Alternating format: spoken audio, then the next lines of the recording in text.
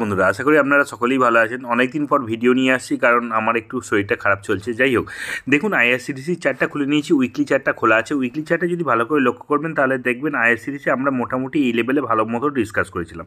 তারপর বলেছিলাম যে 774 লেভেলকে যদি ভালো মতো ক্রস করে তাহলে দেখবেন আইআরসিটিসি উঠতে হবে। তারপরে উইকলি চার্টে দেখুন একটাও কিন্তু রেড ক্যান্ডেল নেই, সব কিছুই গ্রিন ক্যান্ডেল হয়ে আজকে 1027-এ ক্লোজ করেছে। চলুন ডেলি চার্টটা একটুখানি দেখে নিই।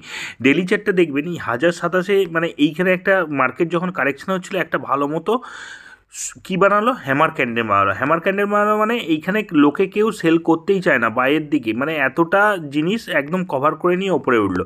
হ্যামার ক্যান্ডেল বানিয়ে ওপরে একটা ক্যান্ডেল বানিয়েছে। সো এই জায়গায় যদি ক্লোজ করতে আরম্ভ করে তাহলে আইআরসিটিসি ক্রমশ দেখুন এই ওপরের দিকে যাচ্ছে। এবার দেখুন এই জায়গায় একটু রেজিস্ট্যান্স খাবে, তারপরে যদি এই জায়গাকে ক্লোজ করে তাহলে আইআরসিটিসি আরও ওপরে যাবে। এটা কোনো বাইসেল কল ছিল না। ভিডিওটা ভালো লাগলে লাইক শেয়ার সাবস্ক্রাইব করতে ভুলবেন না। ধন্যবাদ।